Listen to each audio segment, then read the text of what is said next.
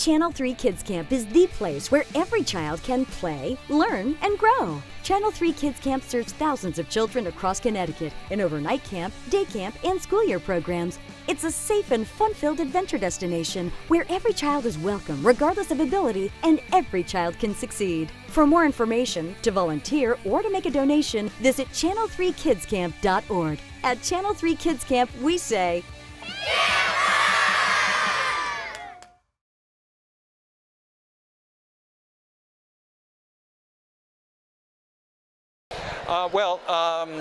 as you may or may not know, I work in the women's prison. I do a volunteer program down in Niantic at the York Correctional Institute. And one of the things that's really great about an initiative like the Kids Camp that Channel 3 and others promote every year is that it's a safety net. It's a safety net that hopefully catches kids before they enter the system and, gives them not only a couple of, fresh air, fun things, but also maybe steers them in a direction that they might not have gone in. So I'm a sucker for good causes, and this is really one of them. Well, thank you, Mr. Annino. Just talking about some of your works, I recently saw the film Wishing and Hoping. I absolutely love that, and it really embodied what typical New England Italian family is like. Any current books or projects out? Yeah, well, first of all, I got to tell you a little something about Wishing and Hoping. That because I'm a native of Norwich, and because one of my students at the Norwich Free Academy, Andrew Gernhardt, was the producer of Synthetic Cinema, who made that film, that's always a source of pride for me. Yeah, we have a couple of projects now. In fact, Synthetic is developing for a feature film another novel of mine called We Are Water. And I also am working on a project with the actor Mark Ruffalo to bring one of my other novels, something called The Hour I First Believed. No, scratch that. It's the other one. I'm working with Mark Ruffalo right now on another of our books, I Know This Much Is True, which we are hoping to bring to premium television as a limited series. So I'm a busy guy. It seems you are. And yeah, both Colin Thays and Andrew, great guys. Oh, you know them, yeah. Well, at Mitchell College, they taught me, and they taught me video production there. Right? So oh, I didn't realize that. Yeah, and so it's nice. It's like a great circle that we have in our local community, giving back and taking. It's just a nice thing. Well, thank you so much, Wally, for taking the time. Thank you so much. And is there anything else you'd like to say? No, these are tough times in some ways, and I have a tattoo that says "Love wins," and I think that's sort of my guiding principle. Politics aside, I think love is what brings us together, and of course, the Channel 3 Kids Camp is one form that love takes, a love for kids in the community. And as they say, it takes a village, right? Yeah, right. Thank you so much. Okay. Hello, I'm here with Denise DeCenzo, news anchor from WFSB Channel 3. Thank you so much, Denise. So far, it's a wonderful event. We have Wally Lamb. We have all these wonderful things, and it's for the Channel 3 Kids Camp. Now, you're the host of tonight. Now, you were the first to be honored at this luncheon 9 years ago, correct? Now, the Channel 3 Kids Camp, how does that feel? How do you feel towards that, and why is it so important to be involved with the community and help younger kids or troubled teens? Oh, well, I think, first of all, this WRAP luncheon is called WRAP, W-R-A-P, for Women Raising Awareness Philanthropically. It's a mouthful, but it means, in one word, kindness. It's a way to give back to the community. And the reason that the Channel 3 Kids Camp is so near and dear and close to my heart is that we are providing an opportunity for children to enjoy themselves for a period of weeks during the summer at a camp, to get away from maybe the hardships that they have in their present-day lives. And it's a way to make a difference in the life of a child. And what could be more noble than that, right? Now, you've been a pillar in Connecticut for a very long time, and again, you've done so much for us. Muscular dystrophy. You used to do the Jerry Kids. I used to tune in every year. Oh, I remember You did that. great Yes. times, Oh. and Hilton Catterley Yes. back in the day. Oh, you did watch. I can tell. I watched. Yes, I did. yes. Now, out of all the things that you've done, you've done a tremendous amount, right? You've accomplished a lot. You were editor of your school newspaper. You graduated summa cum laude. You did all these great things. You won Emmys. Now, I asked Wally the same question. What is the best advice you could give anyone? Not just in to be successful, but in life. What have you learned the most? I mean, you came from a great family. Father was a veteran. What throughout this whole time?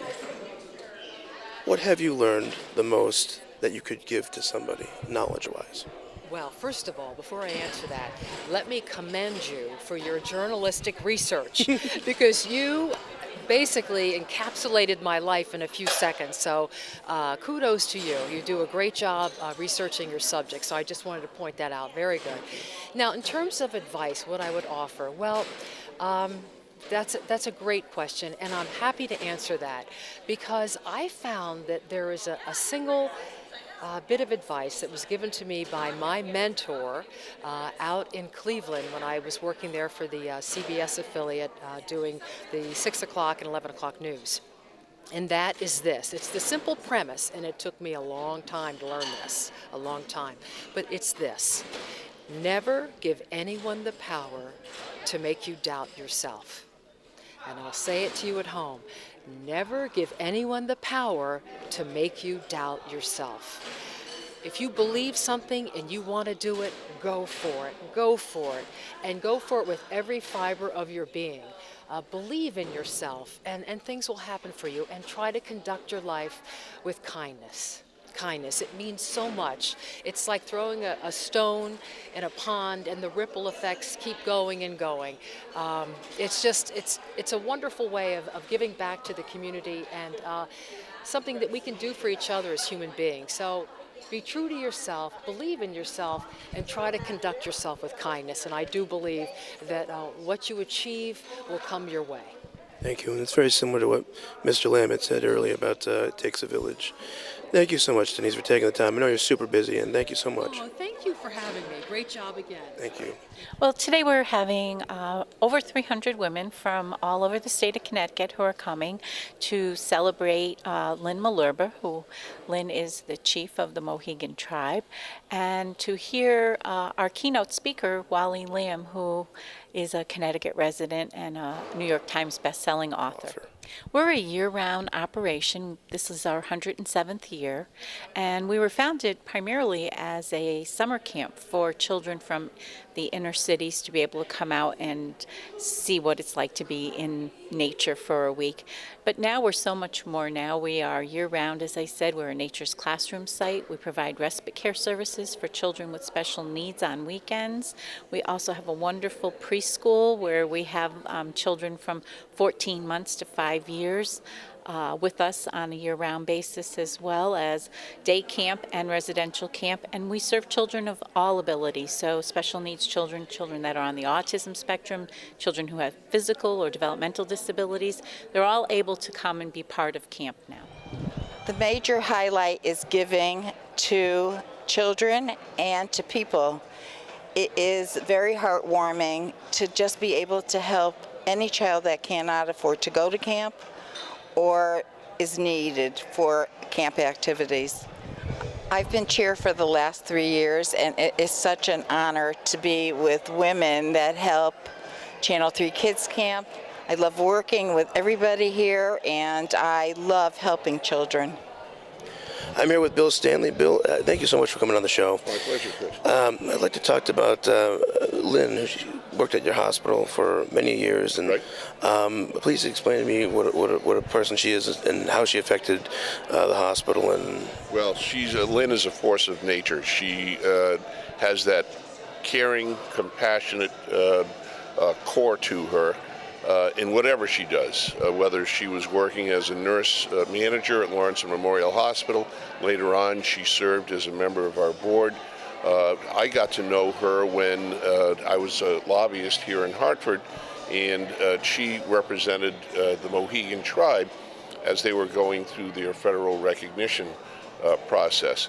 And when the tribe won its federal recognition, earned its federal recognition, that was a calling for her, I think. And she, unfortunately, our loss was the tribe's gain, and she has served on the tribal council and now is the chief of the Mohegan tribe. And you couldn't ask for a better ambassador for the Mohegan tribe than Lynn Malerba, whose ancestors, I know her parents were prominent tribal members and very good friends of my own parents. So the Stanleys and the Malerbas and the Rovers go way back. Thank you so much, Stan. I really appreciate it. Sure, Chris. And go Red Nice to Sox. see I am here with the guest of honor, Lynn Minerva. Lynn, so many people have said so many nice things, and you made such a huge impact on our community, both at Southeastern Connecticut, the hospital, everything. Thank you so much. How does this event feel for you? What are your feelings toward it, and especially the Channel 3 Kids Camp? Well, I love this event, and I'm so flattered to be honored by the Kids Camp. I always feel like, oh, I don't know, there's probably somebody else that's more worthy of having that honor. But I think it's so important for us to care about everyone in our community, and the Channel 3 Kids Camp is amazing because it's not just about camp. It's about reuniting foster kids at camp. It's about taking care of special needs kids. It's about taking care of our veterans and their families. And it's about before and after school programs. And so I think that Kids Camp just doesn't say enough. You know, the name alone doesn't say enough about the good works that it does. So we're honored both from personally to be here, but also as, you know, representing the Mohegan tribe, that we're able to support such a wonderful cause. And unlike many camps, this camp is statewide, and they have different areas everywhere else. Now, you spent some years at L&M Hospital, and there's a lot of people here that both you and I both know. And please explain to me your years as at that hospital and what it meant to you. My years at Lawrence Memorial Hospital were some of my most formative years. I started as a very young nurse and was very fortunate to experience different levels of authority while I was there, so I was promoted while I was there.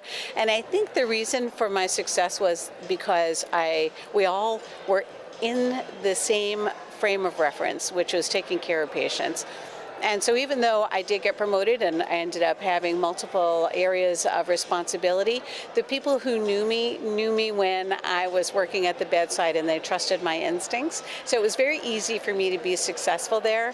And I always said that no matter what level you're at a hospital, you are creating the space for the people who actually take care of the patients. And everyone has the same goal, which is taking care of patients and families and making sure that they're embraced by all of their care providers while they're in the hospital.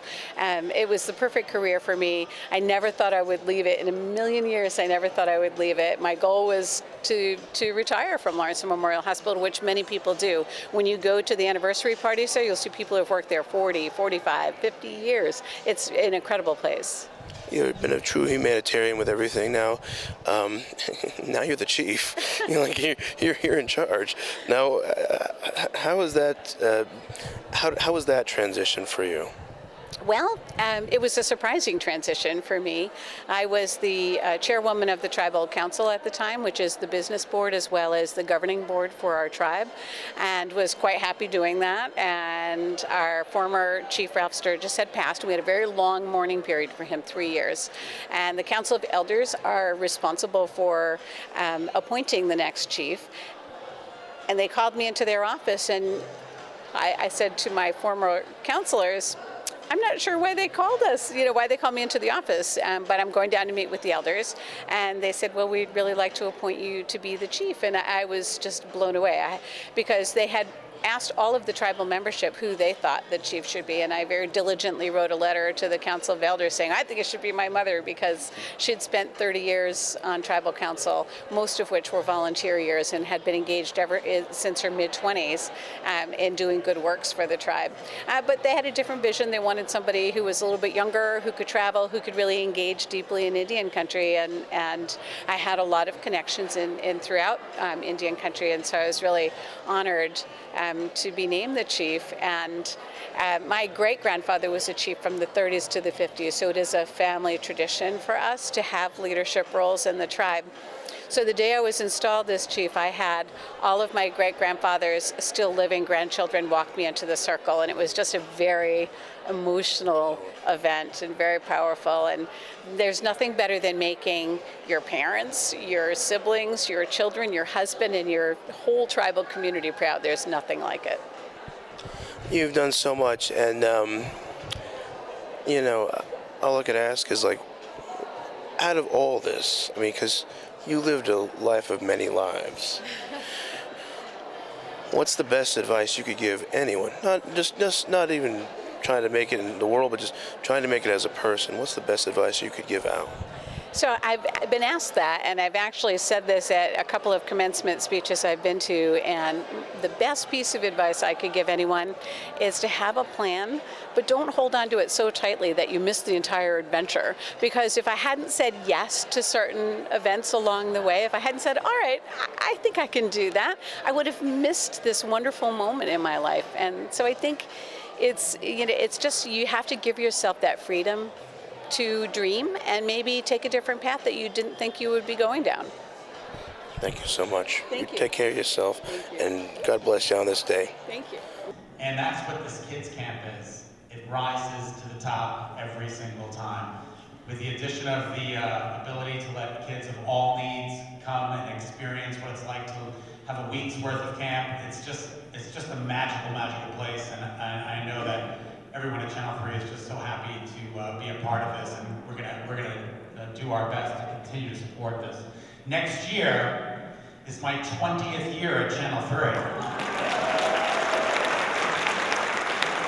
So, we're gonna have a big fundraiser.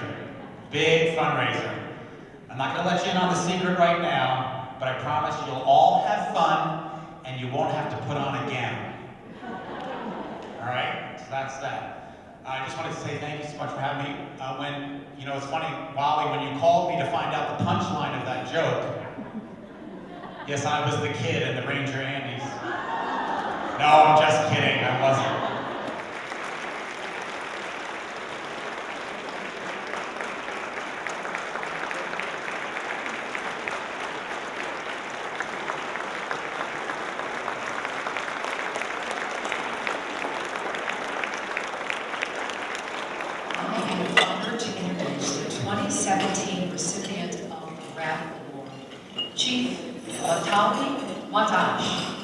Which means Marilyn Lynn Monroe. How did I do, Chief? Thank you.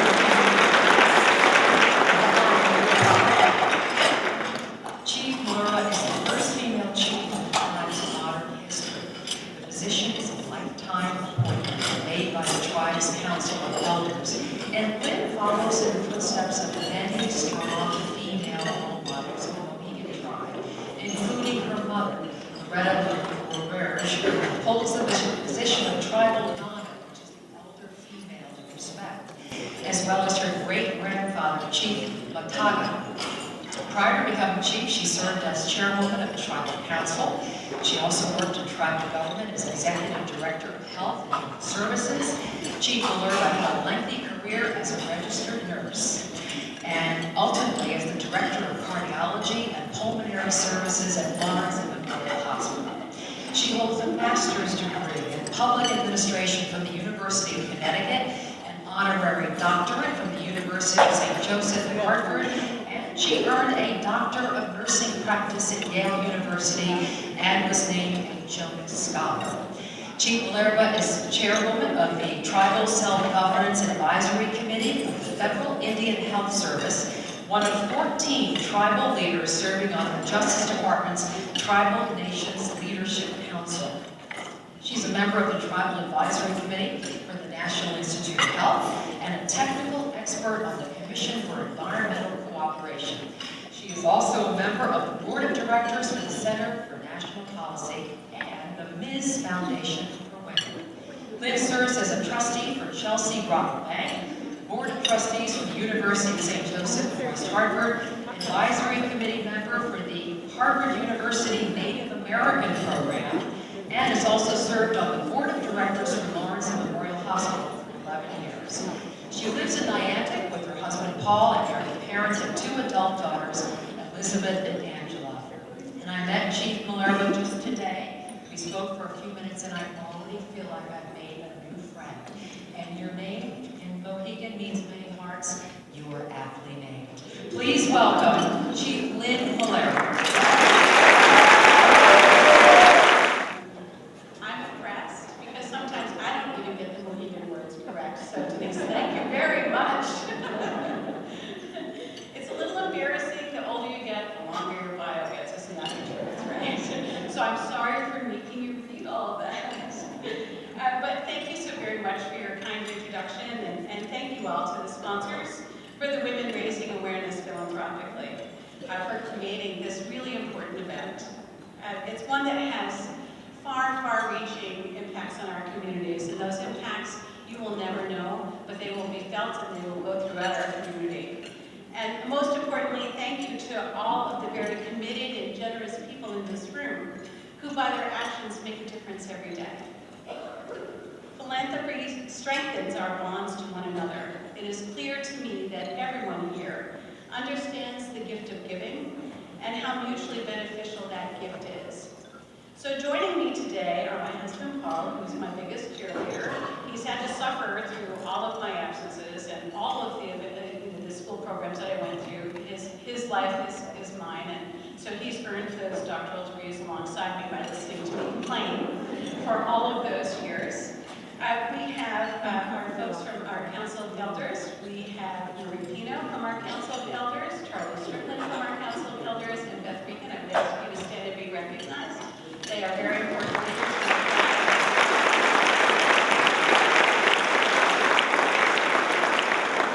We have, dear friends from Mohegan Sun who are here. My best friends from Lawrence and Memorial are here. Nurses and docs that I worked with. Some of our folks from PR. But all of you play such a big role in my life, and I thank you all for being here to support me today. While there are many wealthy people who are incredibly generous in support, for multiple causes, for people throughout the world, I'm here to tell you that sometimes it is a simple act of kindness that emanates into something larger. So whether you're able to donate millions of dollars like Bill Gates, don't we all wish that we had that expendable cash?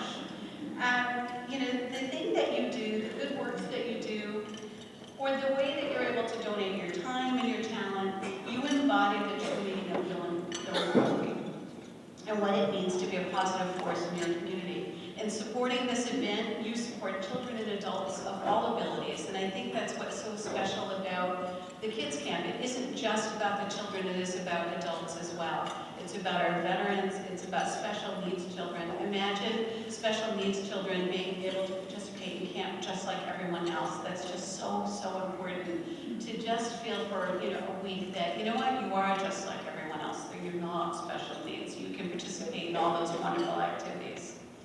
And I think that it's important that we all support children and adults in a loving way throughout our community. There are 2 very personal examples when someone who is philanthropic in nature made a lifelong difference for me as well as for my family at large. The first example contributed to the lasting of our people, our Mohegan people, and to the formal re-recognition process for the Mohegan tribe. In the late 1800s to the early 1900s, the federal policy toward American Indians was that of removal and relocation. Our tribe has resided in southeastern Connecticut for centuries, rooted to our land, rooted to our indigenous medicines, and to the cultural practices that are associated with that land and that place. In order to avoid relocation and to protect our connection to the land, Lucy Ockham Tentaquichin her daughter Lucy Tentaquid in Tecumseh, and her granddaughter Cynthia Tecumseh Hoscott donated land in perpetuity to the Mohegan people for as long as they walked this earth.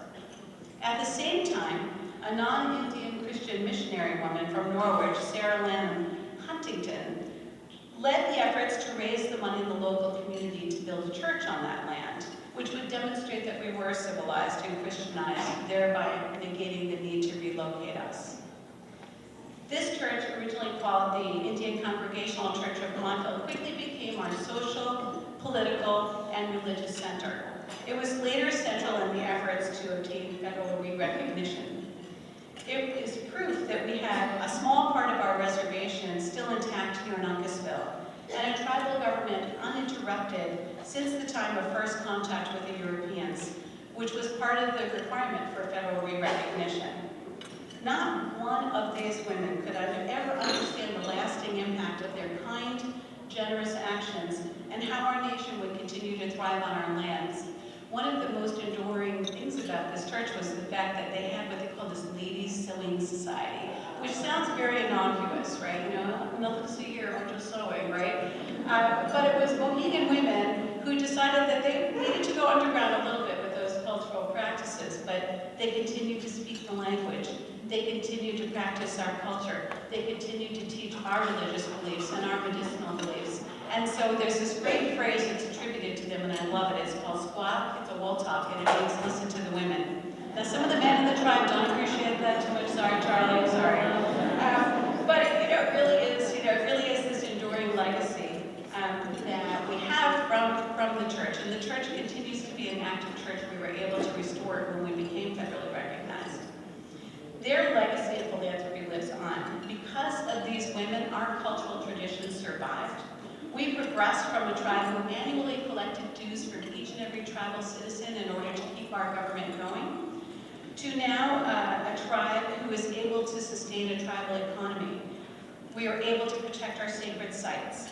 We're able to purchase our burial grounds from the state, refurbish that church, educate our young, and care for our elders.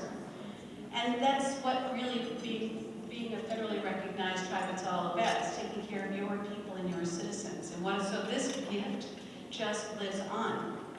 Our re-recognition has allowed us to participate in a meaningful way in Connecticut's economy by providing employment, by purchasing goods and services from over 2,000 Connecticut businesses, and by our revenue sharing agreement with the state. But most importantly, our business allows us to donate to multiple organizations throughout the state who very importantly provide service to our neighbors in Connecticut, and especially the Channel 3 Kids Camp, and we're so proud of our relationship.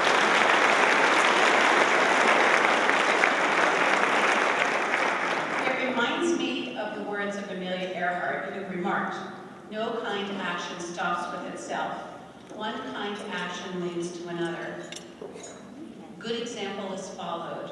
A single act of kindness throws out roots in all directions, and roots spring up and make new trees. The greatest work of that kindness does to others is that it makes them kind to themselves." So everyone in this room is spreading kindness by being here and being the people that you are. The roots from this one Mohegan family's good works go deep, and indeed new trees grow as a result of their good works.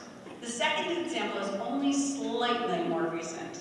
I grew up as one of 7 children in a family full of love and support. Our parents raised us rubbing 2 nickels together. You can imagine a big family. It's kind of hard to always, provide for your children. But they sacrificed everything for us. Our circumstances were modest, but we were loved. And so when I began to look at schools of higher education, it was clear that I would need to fund my education using a very creative mix of scholarship assistance, loans, and part-time employment. And I should note that I was exceedingly shy in high school. No one would have ever known that I was there. I was quiet, I was unassuming, and I'm sure there are people that would long for that time to be here again. It's never going to happen.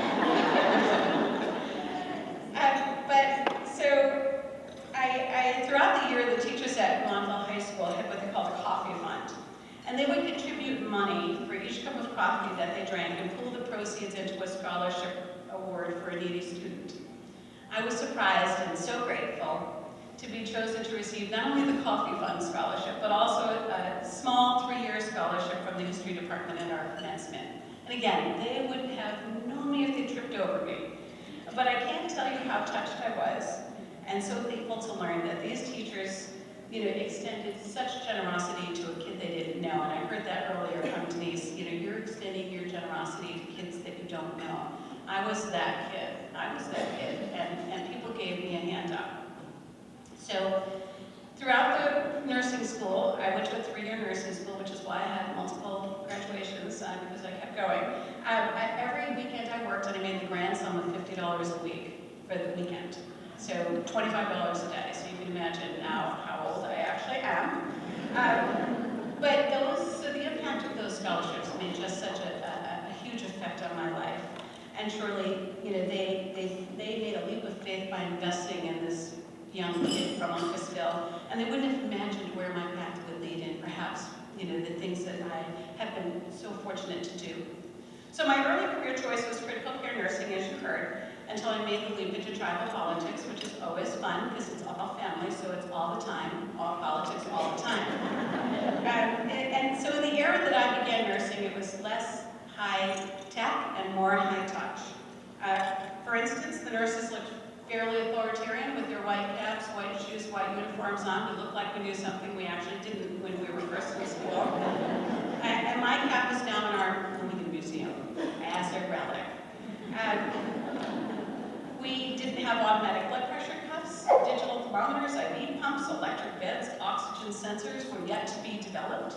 So it was more of an art than a science. We needed good observational skills and listening skills. They're just as important as any technology, and they continue to be just as important as technology in this world. Patients were another story. They had ashtrays at their bedsides for their smoking convenience.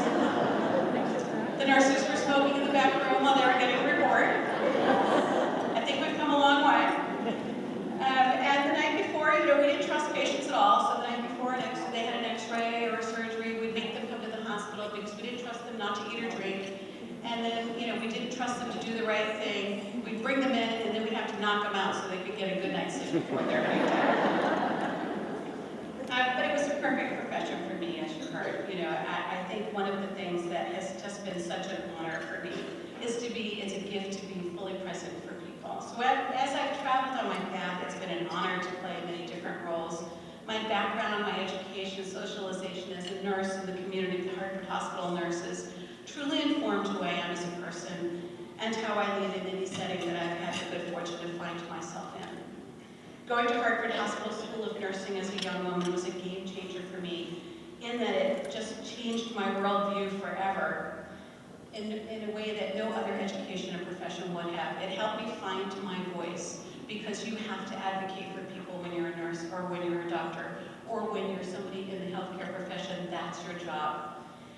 So I was able to take all those lessons learned along the way and apply it to the world of business, the world of tribal politics, and the world of federal policy, as you've heard. And so it's my job to advocate for those people that maybe have a little less voice than I do. When our medicine woman, Melissa Tentaquinton-Zobel, gave me my Mohegan name, Witawi Motakashi, did such a good job. She said, "You have held so many hearts in your hands in the past as a nurse, and as a chief, now you hold our hearts in your hands." That was a very proud moment for me. We can all agree that whenever we reach out to others and we think beyond ourselves, we are holding hearts in our hands, and perhaps hearts we may never know. Philanthropy can take so many different forms: monetary donations, time, talent, volunteerism, providing a safety net for people, encouraging a child who is struggling, telling them you believe in them, or advocacy. But one thing I've learned is this: when you're offered the seat at the table, take it.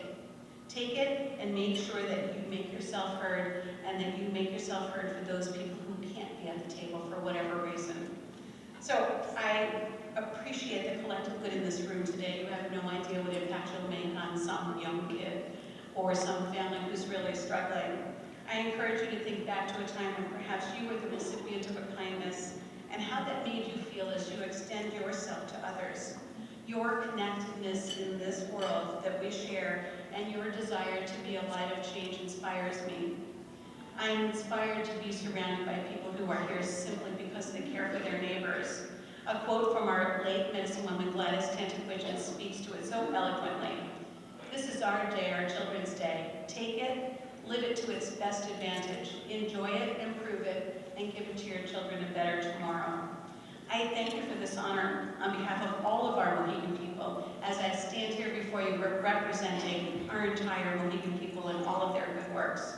And so I would say, Tabatni, Matawi Wakitu Conscious, Ichikiyama, and thank you and many blessings upon you all.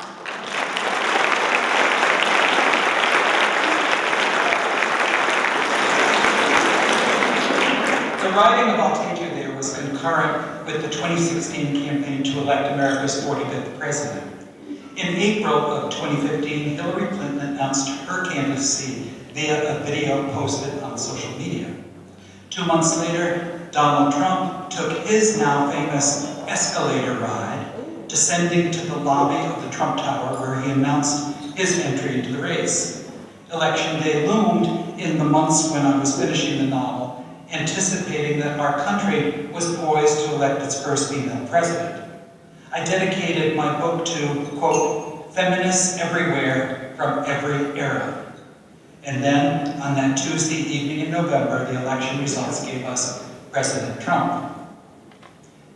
It takes a village, Hillary Clinton once wrote, about a nation's and a state's and a community's responsibility with regard to the raising of happy, healthy kids, the social obligation to ensure that opportunity and safety exist for all children, not just the ones who live in our own homes or our affluent Connecticut communities, or the 5th grader who lives in a gilded cage on 5th Avenue in Midtown Manhattan. And that was why, in 1994, my wife and I invited into our home and into our family a little 4-year-old boy at risk who had been abused and neglected. And I'm talking about that rambunctious, glitter-shirted puppet whisperer who 2 years earlier had come into our lives and then become Teddy Lamb. This, of course, is what the Channel 3 Kids Camp is all about. It's why Denise and Scott and I and Lynn have come here today, and why all of you have come here today, to give a diversity of children a better shot at life, a signal that they have value, and a healthy summertime dose of fresh air and sunshine, and an array of positive experiences that might just put them on a pathway toward personal success and responsible, productive citizenry. The Channel 3 Kids Camp, along with its partner organizations, provide programs for kids from our inner cities, kids from active military families, kids in the DCF pipeline, and special needs kids who manage blindness, muscular dystrophy, epilepsy, and other challenging diseases. Located out there in Andover and Coventry, the camp is a safety net that stretches the length and breadth of our state and provides a soft landing for kids who may be in free fall, so that later in their lives, they might not crash land against the unforgiving concrete floor of a prison cell. Because that kind of landing hurts like hell, and it hurts us all. As the U.S.'s newly appointed top cop, Attorney General Jeff Sessions begins his effort to reverse the advances in criminal justice reform that were made during the Obama administration and reinforced in this state by Governor Malloy, as the crime and punishment pendulum once again swings away from rehabilitation toward harsh punishment and longer sentences, we need organizations like the Channel 3 Kids Camp more than ever. Because it does take a village, not another bunch of prisons in a country that already incarcerates more of its citizens than any other nation in the world. You know, when karma is kind to you, as it has been to me, you seek out ways to honor that and give back. I was down at York CI just yesterday teaching my writing class, something, as what has been said, that I've been doing now for almost 18 years. years. And while I was there, I asked one of our students for permission to read an essay that she had written about what it's like to be a lifer. Somebody who started out like Lynn Malerba as a nurse before her life went horribly wrong. Before, at age 27, she was convicted of a felony murder and given a life sentence with no chance of parole. She said, yes, I could read it, share the work with all of you. And so I'll close my remarks today, not with my own words, but with hers. This is an essay she wrote called Time. Aristotle warned of the dangers of excess in his Nicomachean Ethics, realizing that spoil inevitably follows anything not measured in proper proportion. The same is true of time. You got too much time on your hands is a modern expression that borrows Aristotle's notion of the ruin wrought from excess. The purpose of time, as it applies to punishment, is to take chunks of it from an offender's life. Through the justice system, society sets the sanction according to the nature of the offense, how much it appalls us morally. Consequently, we dole out punishment in portions of time, ranging from slivers of days and months, to slabs of years, or to a complete evisceration, an entire lifetime in prison. Arguably, serving a life sentence in prison is the most destructive form of having too much time on one's hands. Here, time becomes not just a punishment, but a pathogen. A convicted offender's single worst moment triggers a permanent condition that spans the offender's lifetime. In many ways, this dishonors the victim because it strips the prisoner of any responsibility to rise above the criminal deed and change. Unlike other prisoners whose sentence and rehabilitation are intertwined, nothing is required of the lifer but time.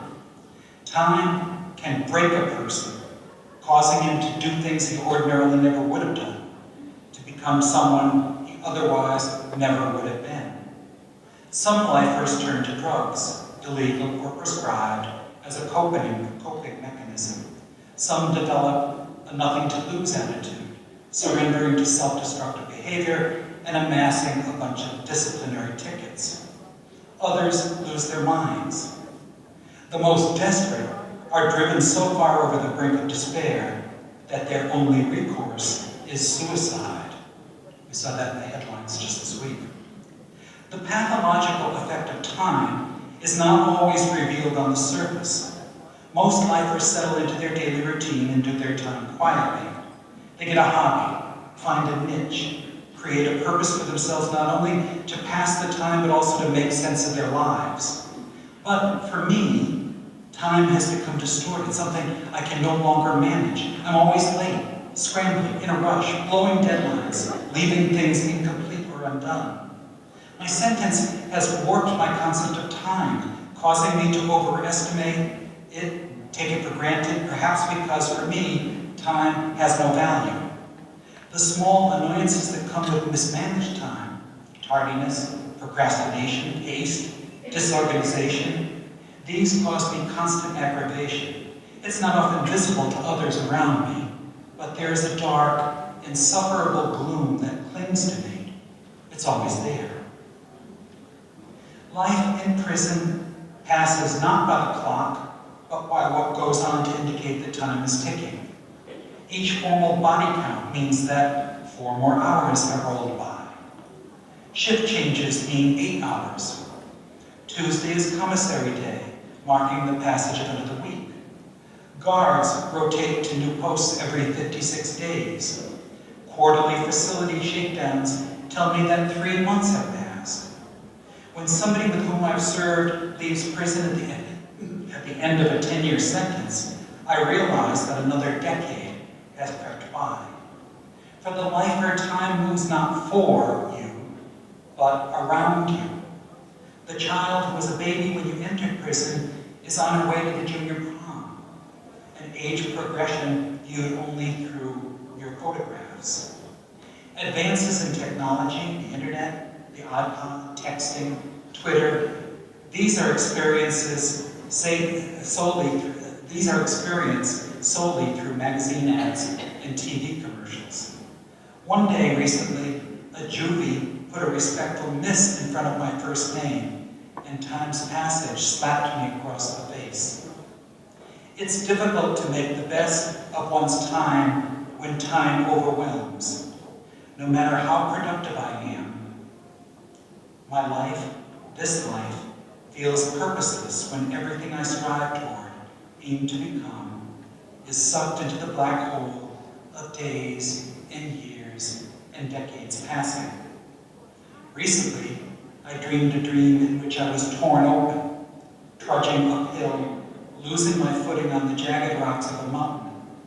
Cradling my spilled entrails in one hand, I had to keep pushing against a great black force with the other. That force, I now realize, is time. On many nights, I wake in a cold sweat to the living nightmare of my reality, wondering what to do with the never-ending hours, days, and decades that taunt and trap me, and will do so until I die here. Thank you for listening.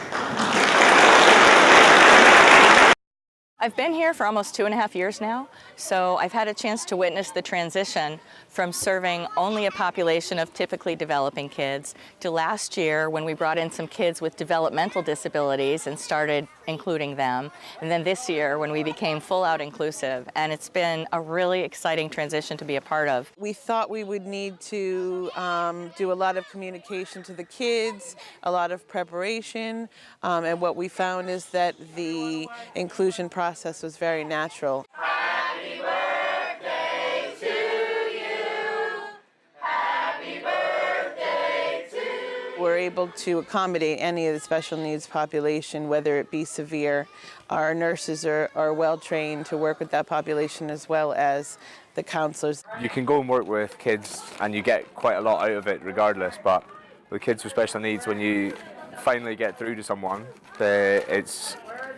it's so rewarding and it makes you just feel a lot better about what you're doing inside. I like the counselors very, very much. Performing and singing is something that they really connect with, and so the performing arts program was a really big program for them to do this summer. His eyes don't go anymore because he got licked up by a dog.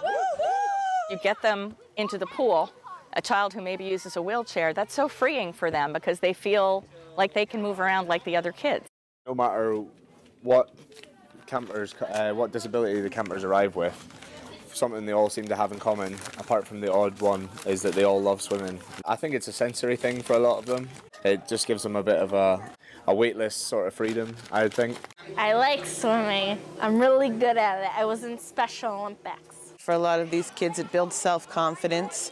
It shows them that they're able to do something that their typical peers may be able to do. There was one mom I spoke with this morning. She has a first grader who's here as a day camper, and she said she got here early and the kids were involved in a performing arts and dance activity yesterday.